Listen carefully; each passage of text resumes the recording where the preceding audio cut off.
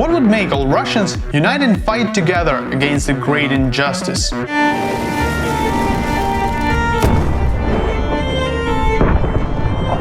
European visa ban for Russians. Ukrainian President Volodymyr Zelensky, in an interview for the Washington Post, called on Western countries to close their borders to ordinary Russians, not just officials or oligarchs. According to Zelensky, Russians should be banned from entering Europe until they change their own government and philosophy and stop wanting to destroy the West. And that was the last straw. Rusnia, Rusnia, Rusnia! Volodymyr Zelensky! Das ist narzisstischen Schweine! Yes, Zelensky has initiated a final solution for Russians and is calling on the world to do something truly terrible. Force Russians to live in Russia. Estonian Prime Minister Kaja Kallas supported Zelensky's initiative and said that visiting Europe is a privilege, not a human right. She was talking about stopping the issuance of tourist visas to Russians. Fair enough. Why do you need tourism if in 17th century, where apparently most Russians want to live, the only way to go on a trip is to make war with your neighbors? The Prime Minister of Finland, Sanna Marin, who recently became world famous as the only woman in the world who dances on parties, has also voiced her concern on this matter. The Russian people didn't start the war, but at the same time we have to realize that they are supporting the war. I think it's not right that Russian citizens can travel, enter Europe, Schengen area, be tourists, see the sightseeings while Russia is killing people in Ukraine. It's wrong. Also, Poland, Slovakia and the Czech Republic already spoke for a Europe without Russian tourists. The Minister of Foreign Affairs of Czech Republic, Jan Lipovsky, proposed to the EU countries to ban tourist Schengen visas for Russians. It feels like those countries have something in common, right? They either have a border with Russia or are really close to it, or they were occupied by it at some point of the 20th century. So probably they know slightly more about Russia and its citizens than, let's say, Portugal. And yes, the position of those countries has already provoked a reaction from Kremlin. In their unfriendliness, many of these countries slip into unconsciousness. And they reach, again, such statements that literally 80 years ago we heard from the center of Europe, from certain European countries. Kremlin spokesman Dmitry Peskov told Russian reporters on August 9th. But no, really, what's wrong with Russian tourists? So what do they come visit your country for some sightseeing? In September, the British government revealed 2 GRU agents with Russian passports in the names of Alexander Petrov and Ruslan Bosharov were suspects in the attempted murder. It is now clear that Mr. Skripal and his daughter were poisoned with a military-grade nerve agent of a type developed by Russia. Ah, right, the favorite Russian attraction abroad, using a chemical weapon in the center of a populated city to commit a murder and spill this super contagious nerve agent all around the country. Russian tourists call it Thursday. So in 2017, 2 Russian agents with tourist visas brought a Novichok, Russian-made nerve agent which kills whoever touches it to London, spread it all around the city, failed to kill their actual targets, but killed some random person. 2 local residents named as Dawn Sturgis and Charlie Rowley are found foaming from the mouth at a flat in the nearby town of Amesbury. Tests confirm that they too have been poisoned by Novichok. Party like a Russian, they say. But since those tourists became famous, as they appeared to be the GRU agents using fake passports, the Russian government had to do something. So it did. It made fun of the situation of a Russian governmental murder attempt on the territory of Britain. Our friends had been suggesting for a long time that we visit this wonderful town. There's the famous Salisbury Cathedral, famous not only in Europe, but in the whole world.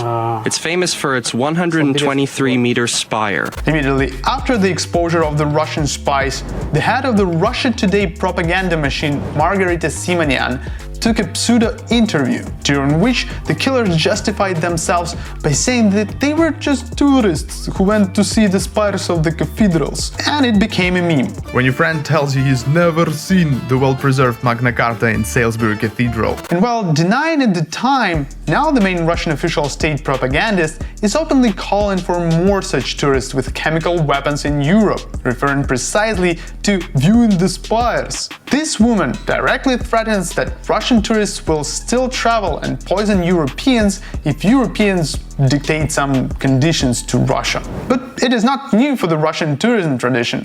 In 2006, such tourists also poisoned a former officer of the Russian Federal Security Service, Alexander Litvinenko, who made some serious allegations against Vladimir Putin.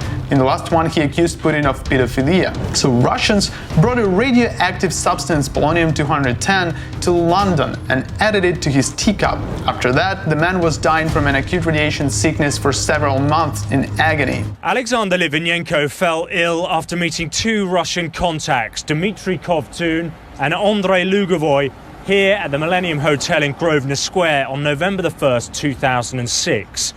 He drank tea that had been poisoned with a radioactive isotope, polonium-210. Oh, and fun fact, they also left radioactive trails all over London.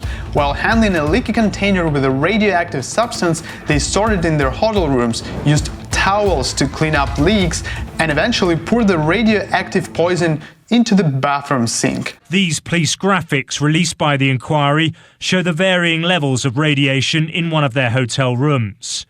They claim the polonium was planted on them to frame them for murder. Forget about carbon footprint from the tourism industry. Russians introduced a new thing, radioactive footprint. And yes, it was probably not that hard to find and identify those guys, as they were the only passengers in the airport glowing in the dark. The Russian version of the Breaking Bad series would be very short, only a few episodes, because Vova White leaves his drugs in police department microwave. But while regular Russian sightseeing might get really boring, there is another attraction: blowing up ammo warehouses. In October 2014, this arms depot in the Czech countryside blew up.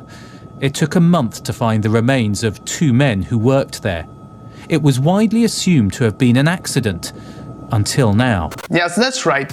Russians were coming to Europe to organize explosion on the ammunition depots in Czech Republic and Bulgaria. Well, at least they paid for their hotel room and brought some money to the economy, am I right? Maybe we need to create a website for Russians, bombing.com, to help them find the best offer for the vacation. And it's not just state-sponsored terrorism. There is much more. And while those great people are having fun all over the civilized world they threaten to destroy, their army is committing a genocide in Ukraine. Because Russians want to turn everything they touch into Russia. And when everything will turn into Russia, there will be no point in tourism anymore. But while not every Russian is a spy trying to kill European citizens, allegedly, there is another issue. The moral one. Because while the whole territory of Ukraine is a fucking long-range missile target, people are getting killed in their own beds, women and children are getting raped, and cities are razed to the ground. At the same time, Russians are having fun on the beaches of Mediterranean Sea. This is one of the main Russian TV-allowed singers, Kirkorov, and he is enjoying his no Russia time in Monaco. It is not only that most of Russian tourists support the war, which makes European citizens poorer and less safe every day, it is that Russia as a whole does not feel consequences. While it should. Not only because it would be simply fair, but because it is a question of security, both short-term and long-term. It is much more profitable to close the border with Russian tourists now, when it can be done by just one law, because afterwards, in Ukraine's experience, you will need at least 50 HIMARS systems to get rid of those tourists.